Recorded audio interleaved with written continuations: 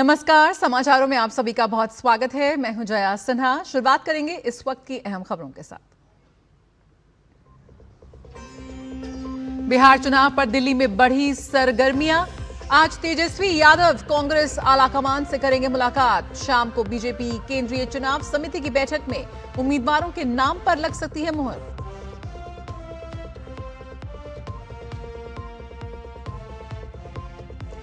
जम्मू कश्मीर राज्यसभा चुनाव के लिए बीजेपी ने घोषित किए उम्मीदवार। गुलाम मोहम्मद मीर, राकेश महाजन और सतपाल शर्मा लड़ेंगे चुनाव।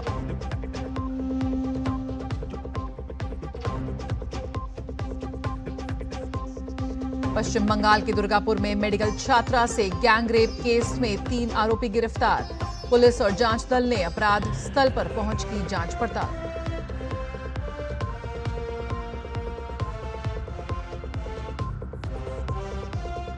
तालिबान का पाकिस्तान की कई चौकियों पर कब्जा। भविष्य में घुसपैठ करने पर गंभीर परिणाम भुगतने की दी चेतावनी। फिलहाल दोनों पक्ष में तनाव की स्थिति बरकरार।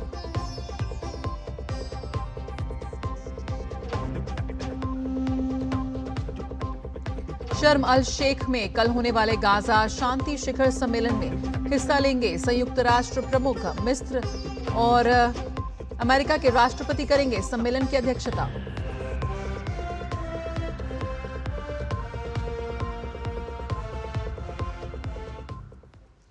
और आइए बुलेटिन में सबसे पहले बात बिहार चुनाव की। बिहार विधानसभा चुनाव के पहले चरण में बीजेपी की ओर से कौन कौन उम्मीदवार होंगे, आज इसकी सूची फाइनल होने की संभावना है। बीजेपी की केंद्रीय चुनाव समिति की बैठक आज पार्टी मुख्यालय में बुलाई गई है। शनिवार को देर रात तक चली बिहार बीजेपी कोर ग्रुप की बैठक के बाद आज रविवार को दोपहर बाद बीजेपी अध्यक्ष जेपी नड्डा के घर पर बिहार बीजेपी कोर ग्रुप की बैठक बुलाई गई है। इस बैठक में तमाम बड़े नेता शामिल हो रहे हैं। उपेंद्र कुशवाहा और जीतन राम मांझी को कोर ग्रुप की बैठक में कल बुलाया गया था। जनता दल यूनाइटेड के वरिष्ठ नेता और केंद्रीय मंत्री लल्लन सिंह और संजय झा दोनों दिल्ली पहुंचकर गृह मंत्री अमित शाह से मिलने उनके निवास स्थान पर पहुंचे हैं। माना जा रहा है कि भाजपा केंद्रीय चुनाव समिति की बैठक से पहले एनडीए की सीटों का ऐलान किया जा सकता है। बिहार विधानसभा चुनाव से पहले सियासी सरगर्मी तेज हो गई है। इस बीच जेडीयू नेता राजीव रंजन प्रसाद ने आगामी चुनाव में एनडीए को बड़ी जीत मिलने और नीतीश कुमार के नेतृत्व में सरकार बनने का दावा किया है। साथ ही उन्होंने कहा कि राजद की सीटें बेहद कम होंगी, इसलिए राजद को 2010 से भी बुरी स्थिति के लिए मानसिक रूप से तैयार रहना चाहिए। परिवर्तन होगा, राजद की सीटें कम हो जाएंगी, बेहद कम हो जाएंगी। 2010 से भी बुरी स्थितियों में राजद को जाने के लिए खुद को मानसिक रूप से तैयार रखना चाहिए। जनता ने मन बना लिया है। बिहार के मुख्यमंत्री नीतीश कुमार जी की अगुवाई में एनडीए एक बड़ी जीत के लक्ष्य की ओर अग्रसर है।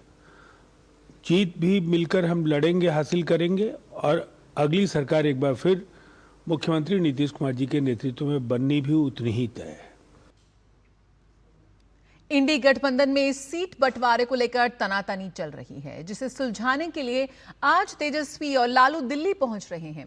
वैसे तो उनकी कल लैंड फॉर जॉब केस में कोर्ट में पेशी है, लेकिन बिहार चुनाव को लेकर सियासी पारा गर्म है। दरअसल महागठबंधन में अभी तक सीटों का बंटवारा नहीं हो पाया है। कल तेजस्वी ने राहुल गांधी से फोन कर बात भी की थी, लेकिन मसला सुलझ नहीं पाया। कहा जा रहा है कि कांग्रेस सीट बंटवारे को लेकर नाराज है। अब आज तेजस्वी कांग्रेस अध्यक्ष मल्लिकार्जुन खड़गे और राहुल गांधी से मुलाकात करेंगे। इसी दौरान सीट शेयरिंग पर बातचीत होगी। संभावना है कि इस बैठक के बाद सीट बंटवारे पर अंतिम सहमति बन जाएगी और जल्द ही सभी घटक दलों के बीच सीटों की औपचारिक घोषणा कर दी जाएगी। इस बीच खबर यह भी है कि विकासशील इंसान पार्टी के प्रमुख मुकेश सहनी और कांग्रेस में ही आपस में बात नहीं बन पा रही है। मुकेश सहनी सीट शेयरिंग की प्रेस कॉन्फ्रेंस के दौरान डिप्टी सीएम को लेकर घोषणा करने की बात पर अड़े हुए हैं। वहीं कांग्रेस का कहना है कि ये सब चुनाव के बाद में तय होगा। दिलचस्प बात यह है कि मुकेश सहनी को माले का साथ भी मिल गया है। सीपीआई माले के महासचिव दीपांकर भट्टाचार्य ने कहा कि मुकेश सहनी की पार्टी को सम्मानजनक सीटें मिलनी चाहिए।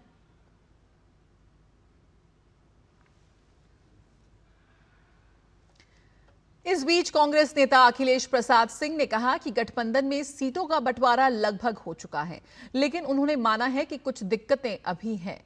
उनका दावा है कि 102 दिन में सब कुछ सामने आ जाएगा।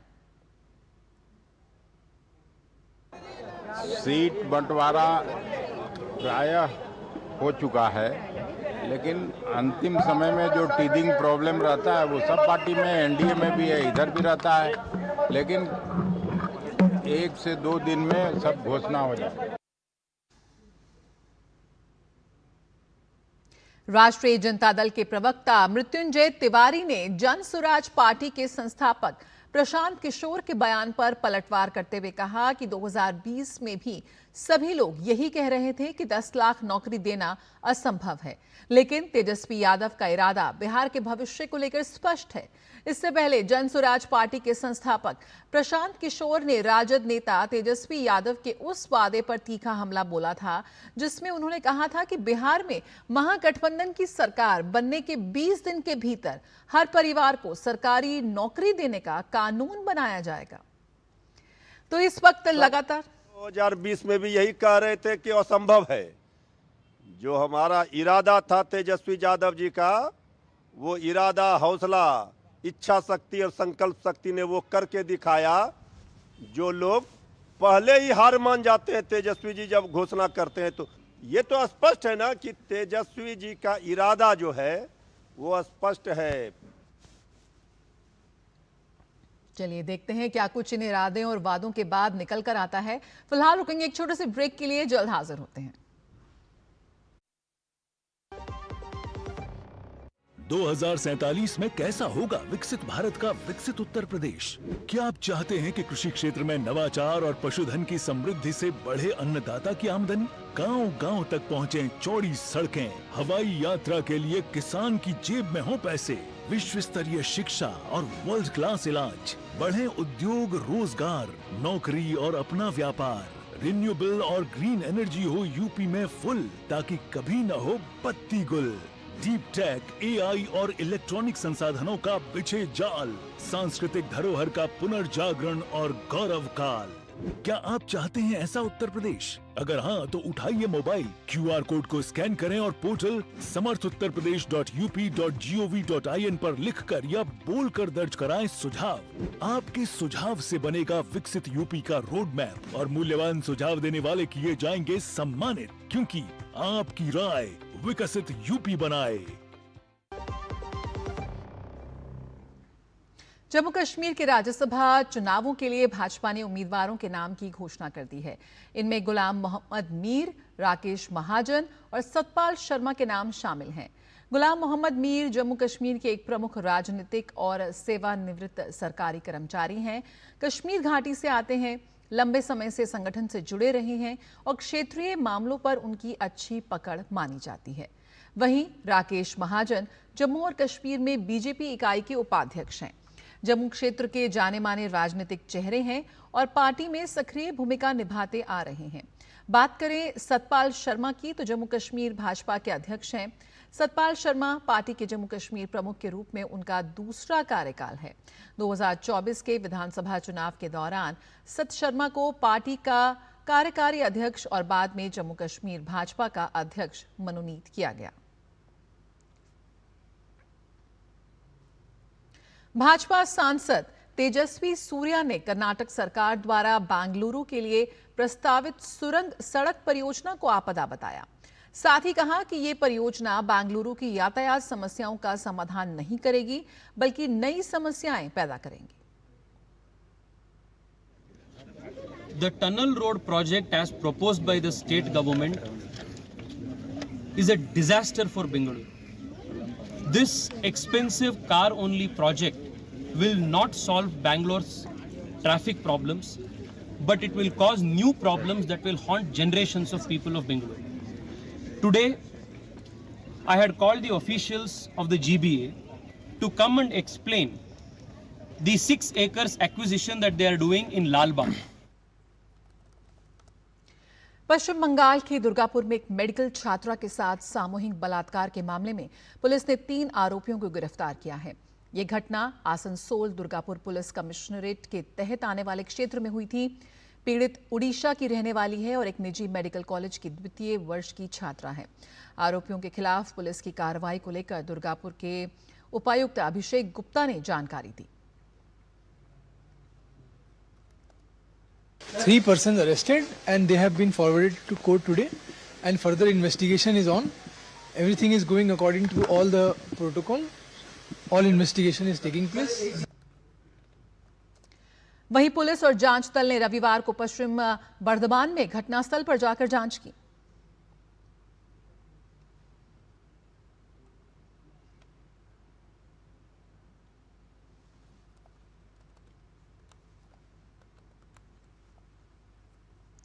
इस बीच पीड़िता के पिता ने मुख्यमंत्री, डीजी और अन्य अधिकारियों से बेटी को सुरक्षा कारणों से उड़ीसा के सुरक्षित स्थान पर ले जाने की अनुमति देने का अनुरोध किया है। बेटी थोड़ा डेवलप है और पीछे में पेन भी हो रहा है, देख के आया, अभी चल तो नहीं पा रहा है, बेड में है।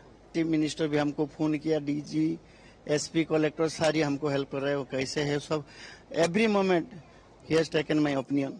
चीफ मिनिस्टर साहब को भी मैं रिक्वेस्ट किया, क्योंकि हम देख रहे जहाँ यहाँ लड़की सिक्योरिटी नहीं है, इसलिए हम उसको रिक्वेस्ट किया जहाँ हम हमारा भुवनेश्वर में हमारा लड़की को ले जाओ, नहीं तो यहाँ से कभी भी मार भी देंगे। वो हमारा अभी विश्वास टूट गया। उत्तर प्रदेश के बहराइच में प्रशासन ने अवैध कब्जों के खिलाफ बड़ी कार्रवाई की है। नगर पालिका परिषद ने चिक मंडी क्षेत्र में 18 दुकानों पर बुलडोजर चलाया। अधिकारियों के अनुसार इन दुकानों की आड़ में लंबे समय से अवैध गतिविधियां चलाई जा रही थी। कार्रवाई के दौरान पुलिस बल की तैनाती की गई ताकि किसी तरह की बाधा न उत्पन्न हो। नगर पालिका ने स्पष्ट किया है कि शहर में अवैध कब्जे या गैरकानूनी गतिविधियों को बर्दाश्त नहीं किया जाएगा और इसी तरह की कार्रवाई आगे भी जारी रहेगी। शिक्षा मंत्रालय का स्कूली शिक्षा और साक्षरता विभाग, अटल इनोवेशन मिशन, नीति आयोग और AICTI के सहयोग से कल विकसित भारत बिल्डथॉन का आयोजन कर रहा है।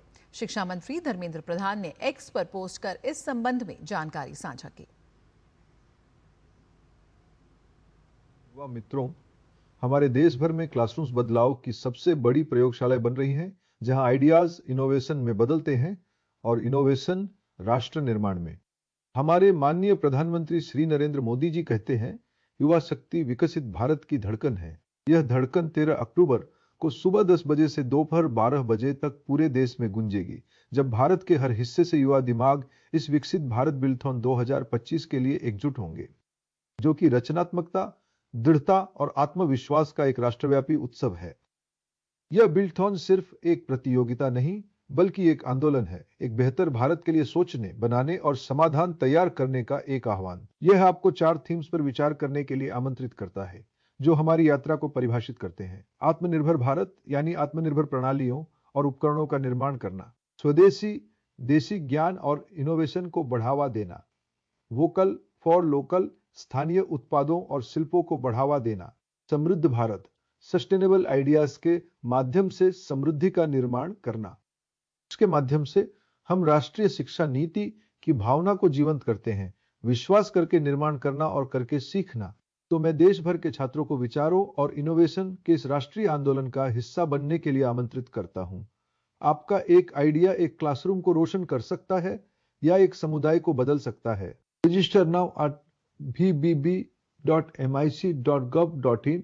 दुनिया को भारत की युवा शक्ति की ताकत दिखा दें, जो राष्ट्र के लिए इनोवेशन कर रही है और दुनिया को प्रेरित कर रही है। भर लो उड़ान, छू लो आसमान, नए भारत की नई पहचान। जय हिंद, जय भारत। शिक्षा मंत्रालय ने राज्यों और केंद्र शासित प्रदेशों से स्कूलों में UPI का उपयोग कर फीस संग्रह की प्रक्रिया को आधुनिक बनाने को कहा है। इससे पारदर्शिता को बढ़ावा मिलेगा और अभिभावकों को सुविधा हो सकेगी। मंत्रालय ने इस बात पर जोर दिया कि डिजिटल भुगतान से स्कूल प्रशासन का आधुनिकीकरण होगा और 2047 तक विकसित भारत के लक्ष्य को बल मिलेगा। NCERT, CBSE, KVS और NVS जैसी स्वायत्त संस्थाओं से भी स्कूलों में वित्तीय लेन देन को सुव्यवस्थित करने के लिए UPI अपनाने के लिए कहा गया है।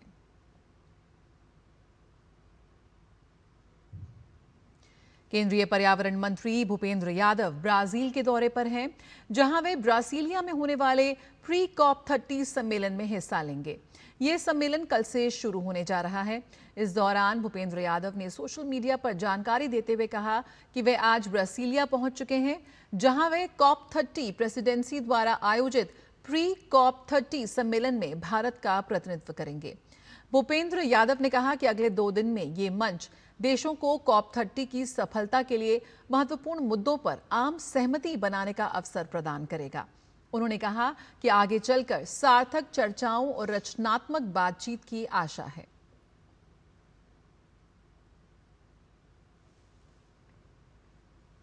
एनएसजी ने अशोक चक्र पुरस्कार विजेता मेजर संदीप उन्नीकृष्णन की स्मृति में साइक्लोथॉन का आयोजन किया।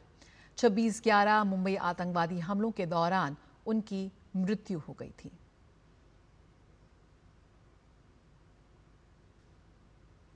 अफगानिस्तान ने शनिवार को पाकिस्तानी सीमा चौकियों पर जवाबी हमले किए। तालिबान रक्षा मंत्रालय ने अभियान को सफल घोषित कर आधी रात को ऑपरेशन समाप्त कर दिया। साथ ही भविष्य में घुसपैठ का कड़ा जवाब देने की चेतावनी भी दी। वहीं पाकिस्तानी अधिकारियों ने बताया कि उन्होंने बिना उकसावे के हमले को नाकाम कर दिया है। साथ ही कई अफगान चौकियों को भी नष्ट कर दिया। दरअसल तहरीके तालिबान पाकिस्तान के आतंकवादियों को पनाह देने के आपसी आरोपों के बीच तनाव बढ़ गया, जिसकी वजह से हुई गोलीबारी में कई सैनिक मारे गए। टीटीपी ने उत्तर पश्चिम पाकिस्तान में अलग अलग हमलों में 23 लोगों के मारे जाने का दावा किया है। वहीं ईरान ने दोनों देशों से संयम बरतने की अपील की है। कनाडा की विदेश मंत्री अनीता आनंद आज से भारत की यात्रा पर होंगी। वे विदेश मंत्री डॉक्टर एस जयशंकर और वाणिज्य मंत्री पीयूष गोयल के साथ बैठक करेंगी, जिसमें परस्पर व्यापार, ऊर्जा और सुरक्षा से जुड़े विषयों पर चर्चा होगी। अनीता आनंद निवेश प्रोत्साहन और रोजगार सृजन के संबंध में मुंबई में उद्यमियों से भी मुलाकात करेंगी। ये यात्रा हाल ही में हुई उच्च स्तरीय बैठकों और राजनयिक नियुक्तियों के बाद भारत कनाडा के तनावपूर्ण संबंधों को फिर से पटरी पर लाने के प्रयासों के बीच हो रही है। इसका उद्देश्य कनाडा की हिंद प्रशांत रणनीति के अंतर्गत संबंधों को सुदृढ़ करना भी है। संयुक्त राष्ट्र महासचिव एंटोनियो गुटेरेस सोमवार को मिस्र के शहर शर्म अल शेख में होने वाले शांति सम्मेलन में शामिल होंगे। इस सम्मेलन का उद्देश्य गाजा में युद्ध को समाप्त करना, मध्य पूर्व में शांति और स्थिरता स्थापित करना और क्षेत्र में सुरक्षा का एक नया दौर शुरू करना है। इस सम्मेलन की अध्यक्षता मिस्र के राष्ट्रपति अब्देल फताह अल सीसी और अमेरिकी राष्ट्रपति डोनाल्ड ट्रंप संयुक्त रूप से करेंगे। वहीं इस सम्मेलन में 20 से अधिक देशों के नेता शामिल होंगे। इससे पहले इजरायल और हमास के बीच युद्ध विराम समझौता शुक्रवार को प्रभावी हो गया, जिसके बाद मिस्र, कतर, तुर्की और संयुक्त राज्य अमेरिका की मध्यस्थता में शर्म अल शेख में दोनों पक्षों के बीच 3 दिनों तक गहन वार्ता हुई।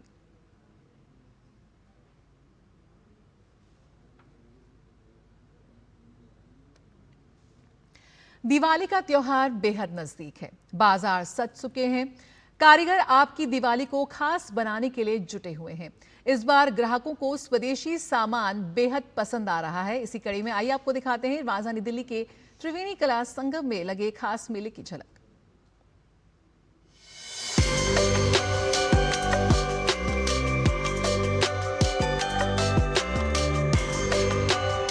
ये दिवाली हमारे कारीगरों के लिए है बेहद खास, क्योंकि इस बार बाजार में स्वदेशी उत्पादों की लोकप्रियता बहुत ज़्यादा बढ़ रही है। हम ऐसे ही एक बाजार में हैं, तिलोनिया बाजार में, जहां पर आप एक से बढ़कर एक उत्पादों को देख सकते हैं। ये वो उत्पाद हैं जिनमें हमारे कारीगरों की मेहनत की खुशबू आप महसूस कर सकते हैं।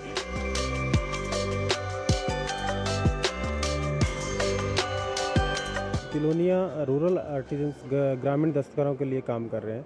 उनको हम मार्केट से जोड़ सकें, उनकी कला को जीवित रख सकते हैं, आगे बढ़ा सकते हैं, उसमें नयापन ला सकते हैं। हमारी जो सोच है वो धीरे धीरे बदल रही है मोदी जी के कारण, कि हमें सबसे पहले जो है अपने स्वदेशी माल को ही प्रोत्साहन करना चाहिए, जिससे गाँव में भी जो रोज़गार है वो कई गुना बढ़ जाएगा।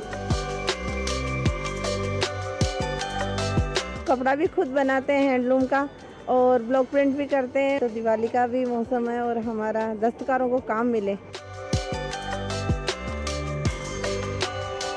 सारा ओरिजिनल है, कोई पेंटिंग वाला वो नहीं है। तो ये दिवाली के लिए हमने नए बनाए हैं।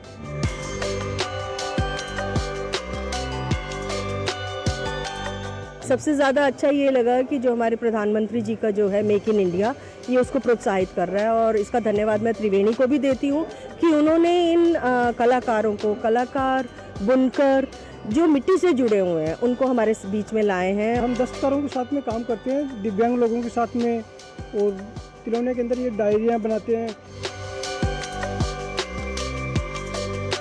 हमें इस वक्त तिलोनिया बाजार में, और आइए मुलाकात कीजिए इन राजस्थान से आई बुआ जी की। ये है ग्लो पपेट और इन्हें रिसाइकिल मटेरियल से बनाया जाता है। इसको बनाया जाता है पेपर में, पेपर होता है, उसके टुकड़े किए जाते हैं। पेपर में को टुकड़ा करके पानी में एक दिन पहले भिगोना पड़ता है। उसके बाद में लुगदी के हिसाब से इसको कूटा जाता है। कूटने के बाद में वो तैयार होता है। दीपावली के मौके पे हमने बोला, सोचा कि दिल्ली चले।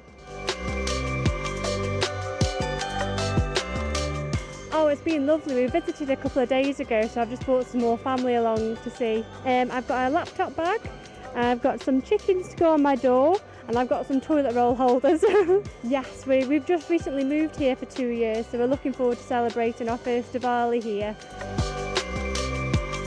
इस दिवाली अपना घर सजाएं स्वदेशी सामान के साथ, क्योंकि आपका एक सहयोग, आपकी एक खरीद, आपका एक कदम हमारे देश के करोड़ों कारीगरों की दिवाली को इस साल बहुत ही खास बना सकता है।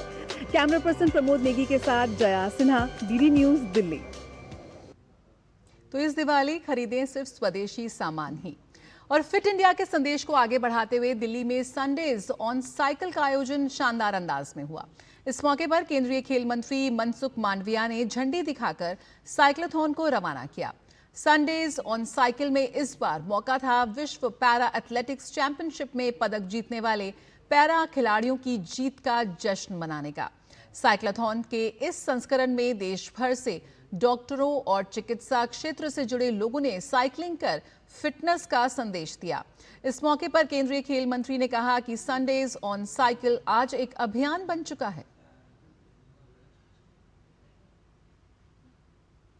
तो फिट इंडिया संडेज ऑन साइकिलथॉन में दिखा लोगों का जोश। देश भर से जुटे पेशेवर और डॉक्टर्स, इंजीनियर्स, इन तमाम लोगों ने इस साइक्लोथॉन में हिस्सा लिया और बेहद सफल रही ये साइक्लोथॉन की उनकी मुहिम।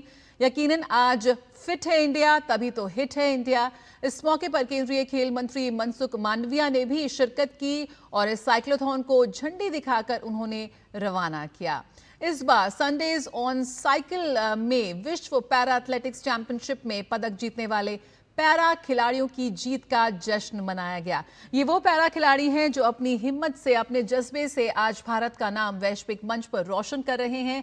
तो बेहद खास मौका था जब उनकी जीत का जश्न मनाया गया इस संडेज ऑन साइकिल के तहत। और काफी बड़ी संख्या में health care professionals, doctors, athletes इसमें हिस्सा लेते हुए नजर आए और इसमें विभिन्न क्षेत्रों से जुड़े लोगों ने जोर शोर से हिस्सा लिया और फिटनेस का संदेश भी दिया। इस मौके पर केंद्रीय खेल मंत्री ने खास तौर पर यह बात कही कि संडेज ऑन साइकिल आज एक अभियान बन चुका है। यकीनन साइकिल को आप भी अपने दिनचर्या में लगातार उसको शामिल कर सकते हैं, क्योंकि साइकिल के जरिए आप अपनी फिटनेस को बहुत ज़्यादा बढ़ावा दे सकते हैं। और छुट्टी का दिन था, संडे था, ऐसे में हर उम्र के वर्ग इसमें शिरकत करते हुए नजर आए। युवा, बच्चे, बुजुर्ग, हम तमाम लोग देख रहे हैं कैसे उन्होंने साइक्लोथॉन में हिस्सा लिया। विश्व पैरा एथलेटिक्स चैंपियन खिलाड़ियों ने भी इसमें हिस्सा लिया। यकीनन बहुत ही शानदार उनका प्रदर्शन इस वक्त वैश्विक मंच पर चल रहा है। ऐसे में उनकी जीत का जश्न भी मनाया गया इस फिट इंडिया के संदेश के जरिए। संडे ऑन साइकिल आज अभियान बन चुका है। मुझे बताते हुए खुशी हो रही है कि इस बार संडे ऑन साइकिल डॉक्टर्स और हेल्थ प्रोफेशनल के साथ हुई। फिट इंडिया डैशबोर्ड पर 10,000 से अधिक स्थानों पर संडे ऑन साइकिल के लिए रजिस्ट्रेशन आए 10,000 से अधिक स्थानों पर संडे ऑन साइकिल करके डॉक्टर्स और सभी हेल्थ प्रोफेशनल्स ने देश को फिट इंडिया का संदेश दिया है, मोदी जी के फिट इंडिया मूवमेंट के साथ जोड़ने का संदेश दिया है। ओबेसिटी अगेंस्ट लड़ाई लड़ने के लिए साइकिलिंग बेस्ट उपाय है, ऐसा संदेश दिया है।